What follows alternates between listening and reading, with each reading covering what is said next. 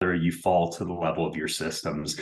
And your speech really personified that. I loved you taking us through your transformation, being 80 pounds heavier, a smoker, not exercising or eating right, and transforming your life. And I would have never known any of that about you. So I appreciate you bringing us into your life and being vulnerable in that sense and sharing that transformation. You had a lot of high points during this speech. I loved some of the moments of inflection that you had in the very beginning. You said a mess, a mess. And that inflection, that engagement, I think it brought us all in. And you had some really high moments early on where you elicited some laughs out of us. I also saw you break script and go around and mention the word of the day, point out bountiful. That's something hard to do in a speech, especially when you practice it and spend time just learning the script that you're going through. Altogether, I thought that you were relaxed, you were engaging, you were relatable, and I really enjoyed listening to you. There's some improvements that you can do also. First off, I saw no Ricky Bobby hands during this speech. I know that's something that you're concerned with. You were able to really control your hands. They felt natural most of the time. They didn't come up. They didn't do anything awkward.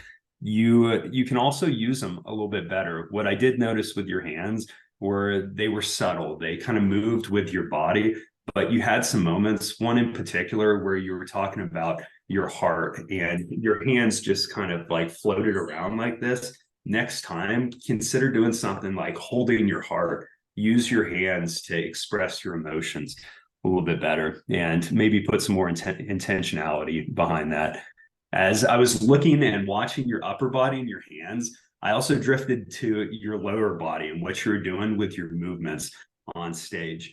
I did notice that at times you were planted. At other times when you were standing, you would lift the sole of your foot to the audience. And oftentimes little things like that indicate that you're uncomfortable, you may be a little nervous. So that may be something to pay attention to. And then something I always have a hard time with is when I'm moving around the stage up there, I step back, and stepping back from the audience is disengaging. Sometimes you do that. Finally, better opening and closing. Come out there in your opening, you said, I want to talk about, give us a hook and say, I was 80 pounds heavier, chronically smoking, seeking transformation. Give us something like that. And at the end, I think you could have cut out one of those examples altogether and instead spend some more time on those books, your lessons at the end, and really close it out strong. Altogether, I loved it. And thank you for sharing with us. Great. Thank you, Jonas.